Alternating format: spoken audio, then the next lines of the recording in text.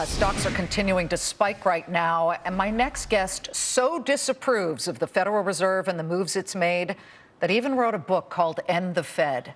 He says now, with President Trump, we're in a position where serious changes to our monetary system could be on the horizon. We welcome former Republican Texas Congressman Ron Paul. Good to see you, Congressman. Thank you for being here. Thank you. Thank you. Nice to be with you. Can anything the Fed does, anything Janet Yellen does, make you think, well, maybe they're on the right track? Well, if they went on vacation for a long time and just allowed the market to work, we'd like to know what the market's doing. I can't understand why the financiers and Wall Street and the politicians love a manipulated market and think that a few people know what interest rates should be. It's impossible to know, and that's why you have all this mess. This whole idea that you can do central economic planning by manipulating interest rate and the money supply, it doesn't work. And I think the chaos that you're seeing today, how do we figure it out? Why is the dollar going down? Why is gold going up? That's not supposed to happen. In fact, let's show gold right now, folks. It's spiking by, well, just a second ago it was up 16. And I always try and keep an eye on gold and all of the metrics right before the Fed announcement. Gold was only up $1. So here's the intraday picture, and you see that spike. Why do you suspect that is? Well, I think what's coming out of what we're seeing today, and it's been brewing all along, is stagflation. Gold tells you there's going to be inflation, and there's no economic growth. Isn't it sort of bizarre for some people to think that they're raising interest rates in this anemic economy? Well, we've seen job numbers improve. The most recent, and President Trump was really trumpeting it, a gain of 235,000 jobs. Yeah, but they're not all real good jobs, and the GDP's not all that healthy.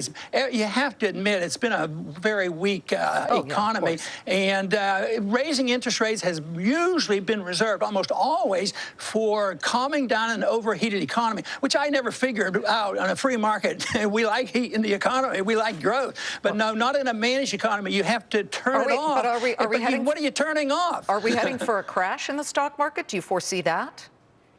I think there's going to be major corrections. You know, just previously on your program, you talk about no inflation. Well, there is in consumer prices and producer prices. That's starting. But that isn't the measure of inflation by a free market economist. The free market measures it. Did they create a lot of new money and credit? Yes. And you do not know where the money's going to go. And there was you talked all about it this afternoon about the inflation. Stocks, they're inflated. They're going, what about bonds for all these years? You know, since 1980, the bond prices, the value of the bond keeps going up. That won't last. So that's a big bubble. Okay. And I think you're going to see stagflation. The prices are going to go up. The economy is going to remain weak. If printing money didn't really give us a healthy 3 or 4 or 5% economic growth, it's not going to do it now either. What about a tax cut? We have been promised that by President Trump by August, and then we're working on, you know, what this health care law will look like. Two questions.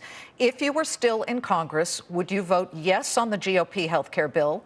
And number two, would you vote yes on tax cuts?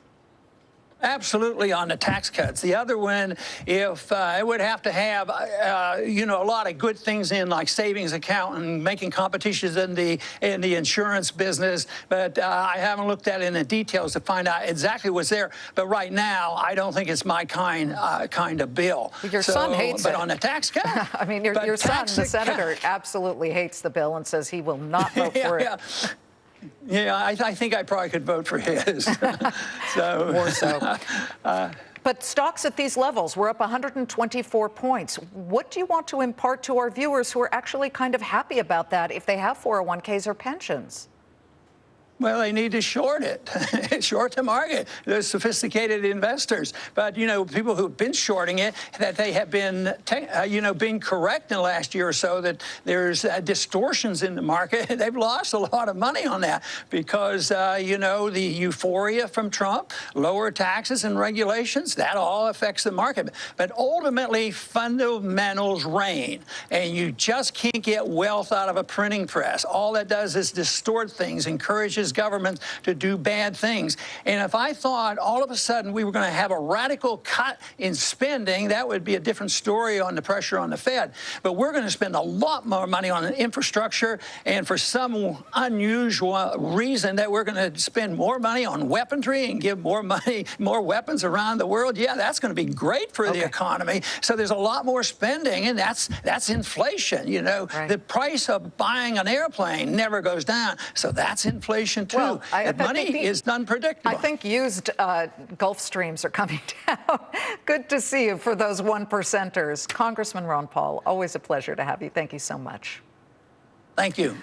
Congressman Ron Paul just telling our viewers to short the market. We will have more on all of this, including what we